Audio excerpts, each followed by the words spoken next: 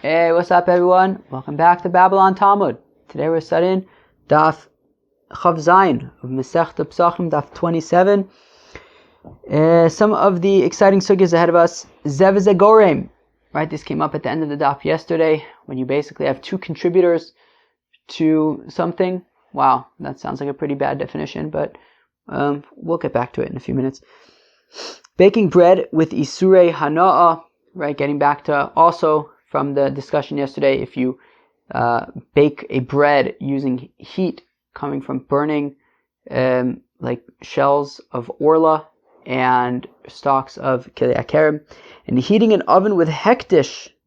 So as you can see, a lot of heating oven kind of things, and you know we're going to stop a little bit early today on Chav Zayin and Beis, just because otherwise there wasn't really a good stopping point. So I find that if there isn't like a good stopping point, and then we just keep on going anyways, we have to repeat it the next day anyways, because we have to get back into remember what we were talking about. So I think we're just going to stop a little bit early. We're going to start on Daf Chav Vav Amud Beis, 5-6 lines from the bottom. Hey Rabbi Eliezer. So this is going back to what we discussed at the end of the day yesterday, about you have an oven, okay? You have an oven, and you heat up the oven with some isurei hana'ah, some good old isurei hana'ah.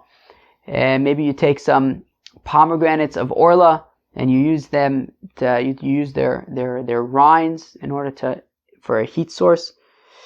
So whatever it is, you use isurei hana'ah to heat up your oven. And we had said that if it's a new oven, right, forget about there being bread in there. There's no bread in there right now.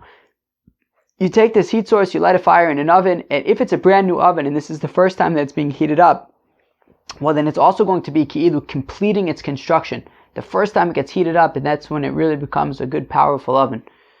So we're saying if that happens, so the Tanna Kama had said yesterday that you have to break the oven, because you can no longer use it, essentially, because it was completed with heat from isurei hana'ah.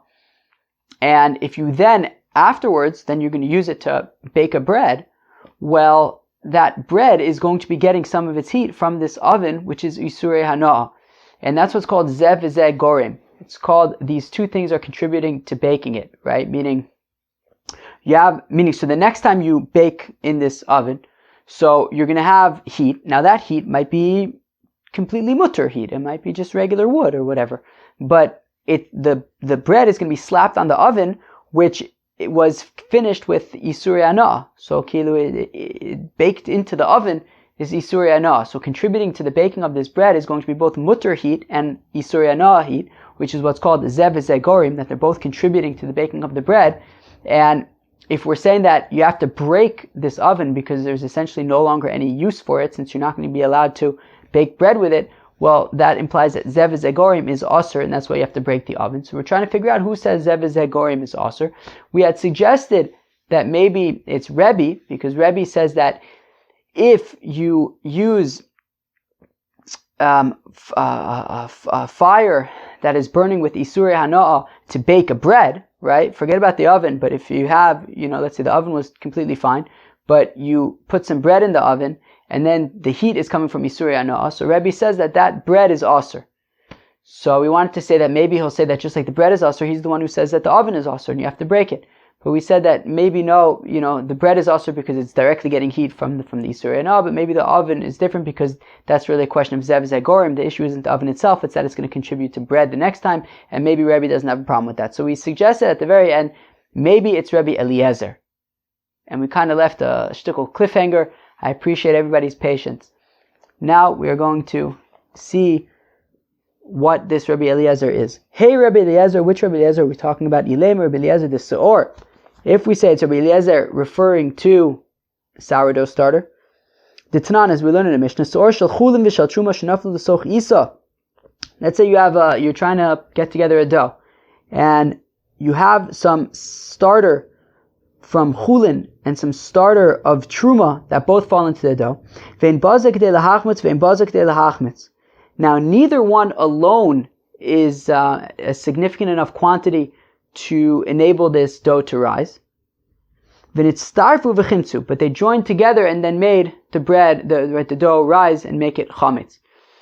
So forget about it. This is talking about chametz on Pesach. This is just talking about chulin and truma, right? So you have this dough, and some starter fell into it. 2 starters fell into it. One of them was chulin, one of them was truma. Now, neither one had enough to be able to get the dough to rise on its own, but together there's enough to get the dough to rise.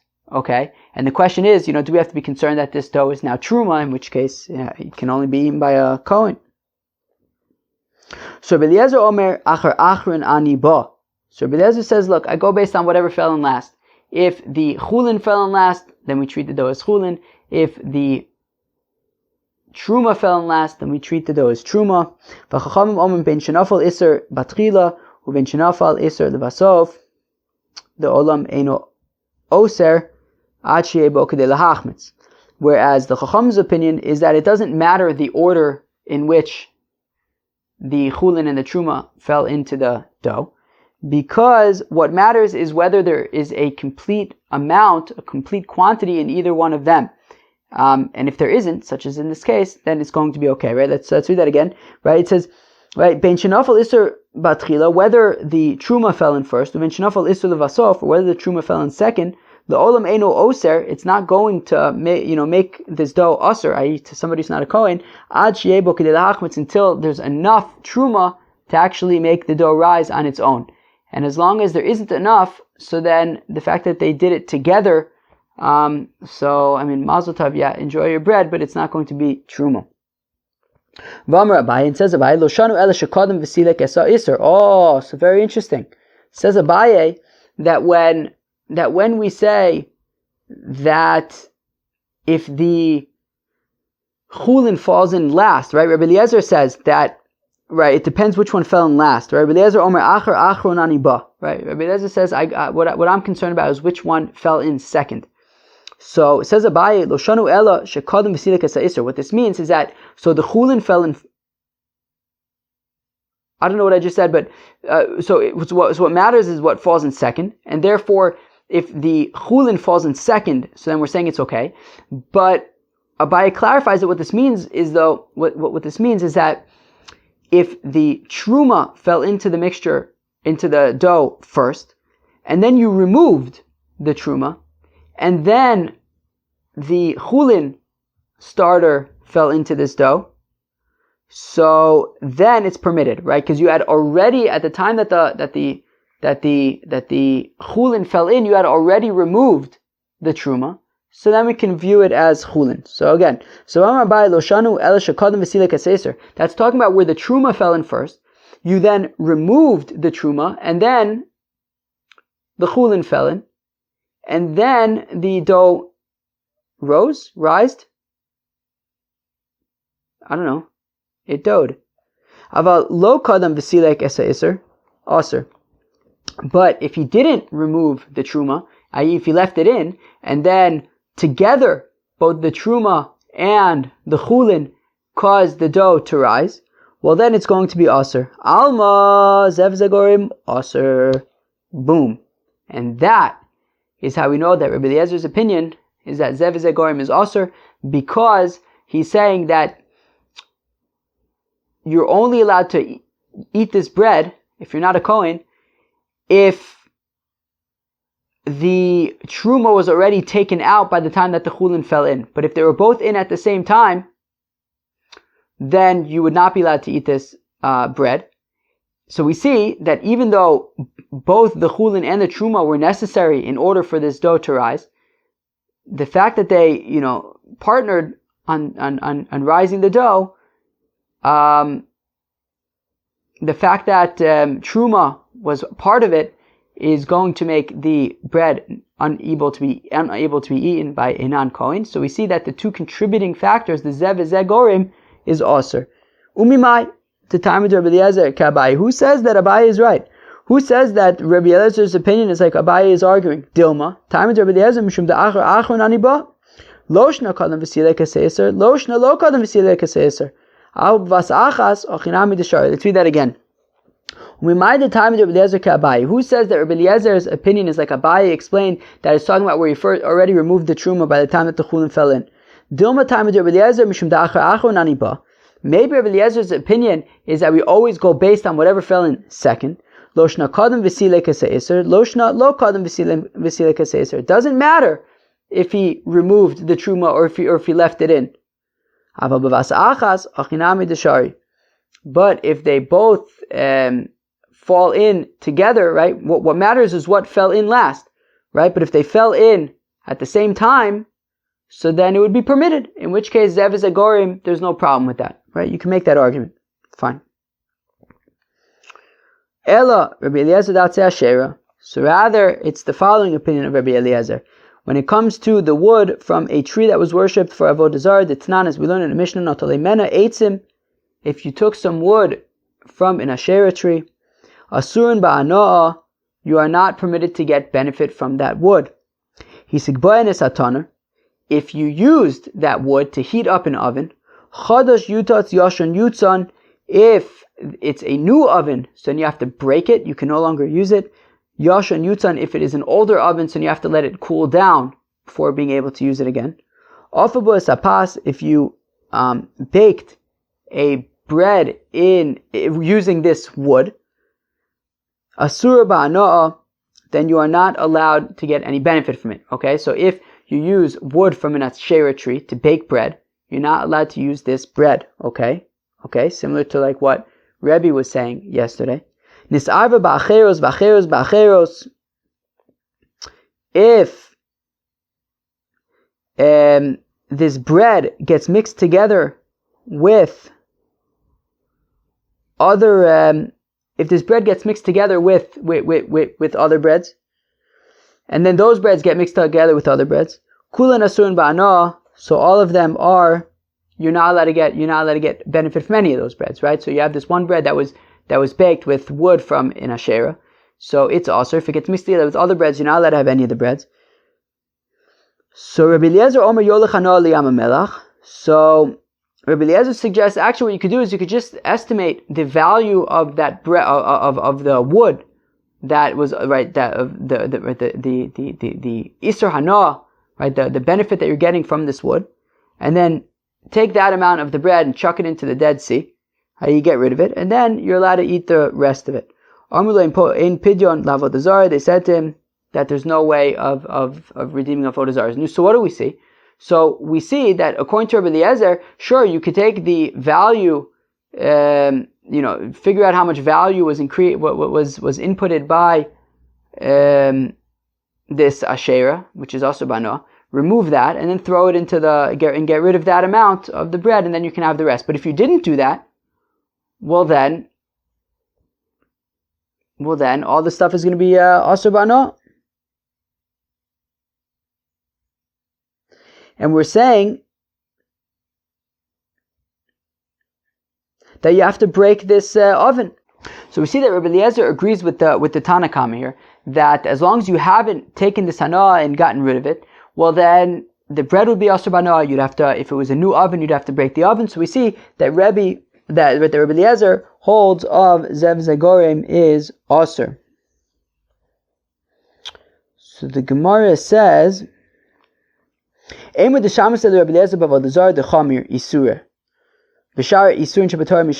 Gemara wants to say, well, maybe not. Maybe Rabbi Eliezer says that zev goraym is also when it comes to avodah zarah, because avodah zarah is a big deal. It's super strict. But maybe by hektish or something, by isurei hana'ah, it wouldn't be allowed. He wouldn't say zev goraym is asur. Well, if that's the case, well then who's the author? Who's the man da'amu who says that you have to break this oven? The zev goraym is asur. Ve'od, and more so, and here's really the proof, I think. Hatanya behedya, we learned explicitly Rabbi Eliezer also b'chol isurin shebatorah, that Rabbi Eliezer had the same opinion by all isurin shebatorah, that it's not just by avodah zarah, but by all isurin shebatorah, zev goraym is asur. There you have it.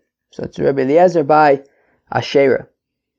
Amar Abaye says, Abaye timtzilomar, and you have to add the words kasav Rebbe zev goraym asur. So now if you want to say that according to Rebbe, zev goraym is asur, okay, fine. Well, Rebbe anu Rabbi Eliezer. Well, in that case, Rebbe holds like Rabbi Eliezer. Okay, I mean, I guess it makes sense. I was kind of saying that a minute ago, that like basically both Rabbi Eliezer and Rebbe are saying that if you use wood that's also hana'ah to bake a bread, so the bread is also. Now we're saying that according to Rabbi Eliezer, he would also be the one who says that you have to break the oven because vezeh goraym is also. But I mean, you could theoretically argue that Rebbe might agree. So okay, so if you say that Rebbe says that vezeh goraym is also, well then he's saying the same thing as Rabbi Eliezer. Timtzelomar vezeh goraym mutter. And if you say that according to Rebbe, vezeh goraym is permitted, and the reason why Rebbe says that when you bake bread with fire that is also hana'ah, so the bread, you're not allowed to eat it. So it's because the benefit of this Asherah wood is going directly into the bread. Interesting. Then these plates and cups and bowls or pitchers are forbidden.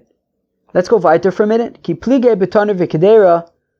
Where they argue is by an oven and a pot. Lemanda Omer vezeh goraym aser, Lemanda Omer vezeh goraym mutter shari. If you say that vezeh goraym is aser and these are aser, if you say vezeh goraym is mutter and these are mutter, what does that mean? What it's saying is that what's the nafkamina between if you say vezeh goraym and if you don't say vezeh goraym? The nafkamina is an oven, and let's explain. What does it mean vezeh goraym? It means that both the oven and the wood and the fire are contributing to baking the bread. Now, let's, as contrast, let's compare that to, let's say, a cup. Let's say you make an earthenware cup, and to make this earthenware cup, you use heat of orla, okay, and it's also hana'ah. And you baked into this cup isurei hana'ah. So we're saying that. So even if you say vezeh goraym is mutter, but we said what? So vezeh goraym is mutter v'acham mishum di'esh shvach eitzim bepasu hanikaris v'kos v'tzlochios isurei. Right. So we said that these. So let's say this cup that's earthenware, and you used heat that was also hana'ah to make the cup. So then you're baking the isurei hana'ah into the cup and completing the cup with isurei hana'ah. So then you will not be allowed to use this cup. So even though if you say vezeh goraym is mutter, you'd be allowed to use the oven to bake the bread, you would not be allowed to use this cup. How come? Because the cup is ready to rock and roll. I want to drink water. I take my cup that has isurei hana'ah baked into it, I fill it up with some water, and I could drink it. So I'm getting benefit directly from this cup that has isurei hana'ah baked into it. That is not the case by an oven. An oven alone is unable to do the job. An oven, in order to be able to bake bread, depends upon a third party. It depends upon fire to be brought to heat it up. It on its own is not able to do the full job. And therefore, in order for an oven to bake bread, you need to bring in the fire, and therefore both the oven and the fire are contributing to baking the bread. That's vezeh goraym. And therefore, according to this Manda Omer, he would say it's permitted, you're allowed to eat that bread. However, even the Manda Omer says vezeh goraym is permitted by the oven, which needs the heat source to also contribute to baking the bread. He would say that if this wasn't an oven, if this was, let's say, a cup, and this cup was made out of earthenware, and it was manufactured with heat from isurei hana'ah, well, this cup is able to provide value on its own.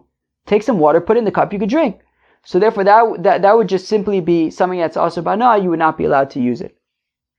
Right. So again, hanikaris v'kosos v'tzlochios isurei ki plige. Where do they argue? Right. So even if you say vezeh goraym is mutter, so you're still going to admit that these cups and plates and pitchers are going to be also because you're getting value from them directly. Ki plige, where they argue, where there's a nafkamina between saying vezeh goraym is mutter versus vezeh goraym is aser, is betaner v'kedera, is by an oven, by a pot, things that on their own are not able to provide sufficient value. The Manda Omer vezeh goraym aser. So if you say vezeh goraym is not allowed, so then pots and ovens are not allowed. The Manda Omer vezeh goraym mutter shari. If you say that both that vezeh goraym is permitted, so then you would be allowed to use this oven and this pot. Those who say afilu the Manda Omer vezeh goraym mutter, even if you say that vezeh goraym is permitted, Kidera asura. Nonetheless, a pot would still be asur if it was manufactured with heat from isurei hana'ah. Deha kabbalah bishula mikame denitan eitzim de'atera, because you put first if you're making a soup, let's say, so you're first putting in all the ingredients into the pot before you're putting it on the fire. So yeah, in order to cook the soup, you're going to need the fire, but you're already using the pot before you introduce the heat. So therefore, you can argue that it wouldn't be a situation of vezeh goraym. But the oven, you first heat up the oven and then you put in the bread. Preheating an oven. Have you ever heard of that? It means that sometimes before you put the thing in the oven, you want to get it hot first. Amr of Yosef, Amr of Yehuda, Amr Shmuel says of Yosef, the name of his Rebbe, Rav Yehuda says the name of his Rebbe Shmuel, Tanur she'esiko b'klipe orla, or b'kashin shekli akarim. If you have an oven that you heated up with shells of orla or with the stalks of kli akarim, chadash yutatz yashon yutzon. If it's new, you got to break it. If it's old, you got to let it cool down. Afabo is hapas. If you bake a bread with this asur ba'hana'ah fire. So Rebbe Omer Apas Muteres. Rebbe says. So now listen up. Rebbe says that this bread is permitted. Yesterday he had said that the bread is forbidden. We're flipping it around. V'chacham Omer Apas Asura. Whereas the chachamim all of a sudden are the ones who are saying that the bread is not allowed to be eaten. Ve'atanya ipcha. But one second, I thought that we had learned the exact opposite. Shmuel ipcha tani. So one way to answer it is that Shmuel had learned the opposite way. For whatever reason, he had learned this the opposite way, that it was Rebbe who says it's permitted, and the Chacham say that it's forbidden. Okay. V'iba Yisem, or if you want, I will say, Ba'amak Savar Shmuel, halachic Rebbe mechavera v'lo mechavera. Very interesting. That Shmuel in general holds that if it's a machlokas between Rebbe and somebody else, we hold like Rebbe. But if it's a machlokas between Rebbe and multiple other people, well then we're not going to hold like Rebbe. We're going to hold by the multiple other people. Now, uvaha afilu mechaverav. But Shmuel felt that in this case we hold like Rebbe. Meaning, you could say perhaps that Shmuel learned it the same way that we learned it yesterday, which is that Rebbe says that this bread is not allowed, and the Chacham say the bread is allowed. However, Shmuel felt that the halacha is like Rebbe in this case, even though in general we would say yachid v'rabim halacha kirabim. They would go by the majority opinion. However, for whatever reason, Shmuel felt that the halacha was like Rebbe in this case, even though the Chachamim argue on him, and that this bread would be forbidden. However, he thought that, well, if he says the brisa the accurate way, which is that Rebbe says it's us and the Chacham say it's mutter, well then he was nervous that people are going to follow the opinion of the Chachamim and they'll assume that the bread is mutter. So v'savra asnaya ipcha, so he figured why not just flip it around, easy enough to do, say that Rebbe is the one who says it's mutter and the Chachamim are the one who say it's asur, ki'echi denekim rabbanon the isurei, so that the Chachamim are going to be the ones being machmir and saying that you're not allowed to eat the bread, and then hopefully the people won't eat the bread. Very cunning. Very nice. Yeah, it's interesting also because like often when Rav Yosef says something and it doesn't seem quite right, usually you'll like find like Abaye or somebody else there to kind of correct him because he got he got sick and forgot a lot of things. But this wasn't the case over here. In this case, we said either Shmuel just happened to learn it the opposite way, or Shmuel is the one who flipped it around. But all good with Rav Yosef. If you boil the bread on some water, on some coals, well then everyone agrees that it's permitted. Rav Yehuda, Amar Shmuel, Rav Chia bar Ashi, Amar Yochanan. Chad Amar lo shanu ele gechalim omimis, aval gechalim lochshis asurin, v'chad Amar afilu gechalim lochshis nami mutarin. Let's read that again. Chad Omer, one of them said, Lo shanu el gechalim omimos. One of them said that when we say that everyone agrees that the bread would be okay if you boiled it on top of coals, so that would be specifically coals that are not particularly hot. Aval gechalim lochshos, but if the mamish hot coals asurin, they would be forbidden. V'chad Omer, the other man, the Omer is afilu gechalim lochshos nami mutarin. Even very very hot coals would be permitted. You'd be allowed to boil the bread on those hot coals. I understand according to the opinion who says that the really hot coals are not allowed. Because if the coals are really hot, and these are coals, of course, of isurei hana'ah, so then you're going to be getting benefit from the coals in the bread. But if you say that even really hot coals are permitted, well then pas the asur the yesh shevach shvach eitzim bepas l'rebi eichim mishkachas le. Okay, now hold your questions. But if you're going to say that you're even allowed to boil bread with coals that are really, really hot and they're asur ba'hana'ah, well then, if that's permitted, then what's the case where Rebbe says that you're not allowed to eat the bread because it was baked with, it was cooked with isurei hana'ah? So Amar Papa kshavuka konegdo. So Papa says, well that's easy. If it's in an oven and there's fire right opposite the bread, that's when it would be asur. Okay. Well then, michlal d'Rabbanan depligu ole. Well then that implies that the rabbis who argue with Rebbe and say that that you're allowed to eat the bread, sharu afilu kshavuka konegdo. They say that you're allowed to eat this bread even when the fire is mamish right opposite the bread. You have asur hana'ah, fire mamish right opposite bread, baking right into the bread, and the Chachamim are still saying it's permitted. Well then, what would be the case where, practically speaking, this bread, this wood is asur ba'hana'ah? Meaning, we say, if we're talking about wood, that's asur ba'hana'ah, and yet the Chachamim are saying that even if you use the wood to bake bread, you're allowed to eat the bread. Well then, what's exactly the point of saying that it's asur ba'hana'ah? In what cases, in what context is it asur ba'hana'ah? So Amr Reb Ami Bar Chama B'Shashifa says Reb Ami Bar Chama, it's talking about a bench. We're not talking about burning a bench, wood, but if you take wood that's asur ba'hana'ah and you build a bench, don't sit on it. But Amine Rami Bar Chama Rav Chizda, Rami Bar Chama asks his father-in-law Rav Chizda, Taner she'esiko ba'atzei hekdish v'afabo hapas, a oven that you heat up with wood of hekdish. Up until now we've been talking about orla, we've been talking about kilei hakerem. Now we're talking about hekdish. I don't know, you donated some wood to the Beis HaMikdash, let's say, and now you want to and you burn it in your oven, okay?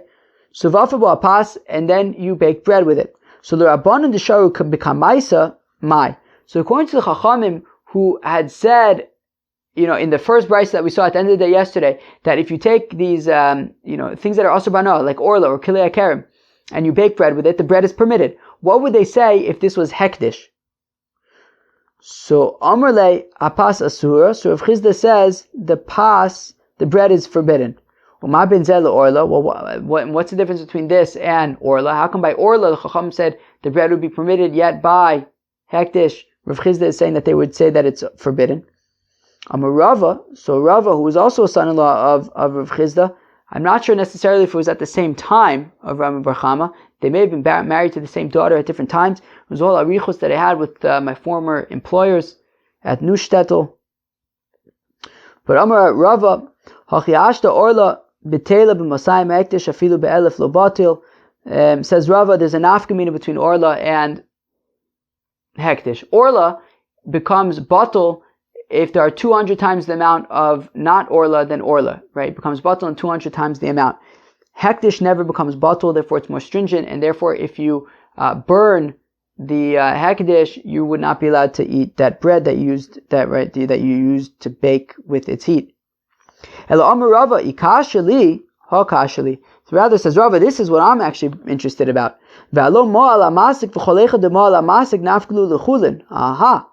Rava says what I'm interested in is if you take hektish and you burn it to bake bread, well then you were just mo'il, right? You did me'ila, you got benefit from hektish.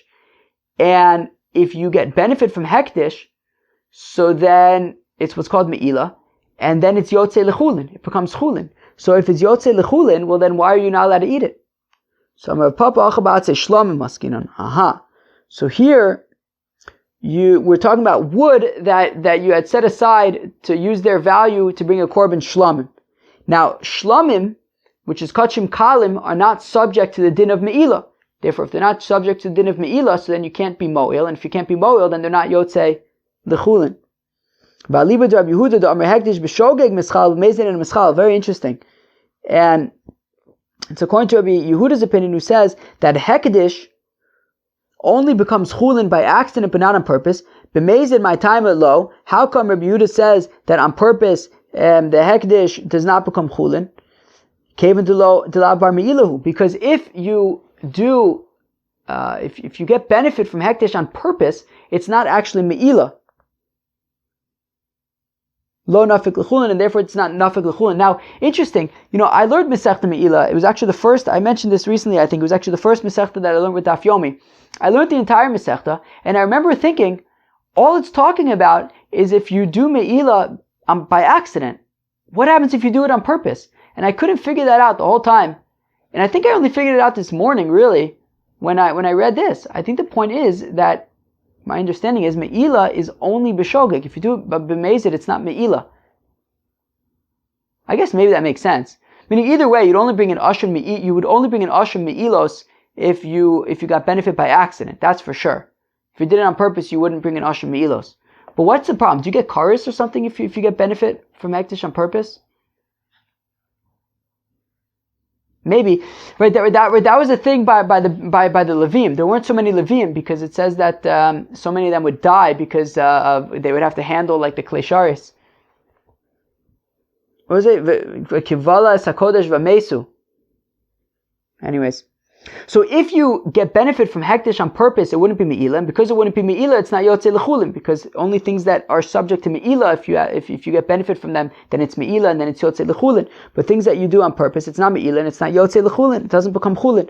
So shlamim nami. So therefore, also shlamim came delav bar me'ilah ninu lo nafke l'chulin. Therefore, shlamim as well, since shlamim are kachim kalim, and kachim kalim are not subject to me'ilah. So therefore, if you burn kachim kalim in the oven, so it's not going to be me'ilah, and therefore not going to be yotzei l'chulin, and that's why you're not allowed to eat the bread. Now, is that really true? That whenever by burning this wood, it would be me'ilah, so then it would be yotzei l'chulin, it would become chulin. Ve'atanya, but we learn in a brayso called anisrafin efron mutter, that anything that gets burnt, well then its ashes become permitted. Chutz me'atzei asherah, except for the wood of an asherah tree. Ve'efer hekdesh lolam aser, and the ashes of hekdesh are always aser, which implies that even if by burning this wood it would be me'ilah, they wouldn't be yotzei l'chulin. It says la'olam aser. So Amarami Bar Chama kagon shenafla deleka me'elea ba'atzei hekdesh. Interesting. So Rami Bar Chama says it's talking about where a fire, came out on its own. A fire broke, a fire ignited, whatever, on its own in the wood of hekdesh. Deleka inish denimel. That in this case, nobody started the fire, and therefore there's no me'ilah. So therefore it remains hekdesh. That's what this brayso is talking about. Rav Shmaya Amar ba'osin shitu'un and geniza. Rav Shmaya says it's talking about specifically those ashes that require putting away, as we learned about yesterday, that trumas hadeshen, that every day they would take some of the ashes from the mizbeach, and the trumas hadeshen, even after the mitzvah was done, they remain. You have to get rid of them. You have to put them away properly. You can't. Right, it would still, it would be la'olam asura. Titania is within a brayso v'samo benachas. You have to place it at ease. V'samo kulo. You have to put all of it over there. V'samo shelo yifazer, and make sure that it doesn't scatter. And I think we're going to stop here, because if we don't, we could theoretically go to the bottom of the page. The only thing is that if we go to the bottom of the page, I feel like we're going to have to kind of start over again anyways tomorrow. So maybe we'll just stop here, and we'll start here tomorrow. But it's not very difficult to the end of the daf.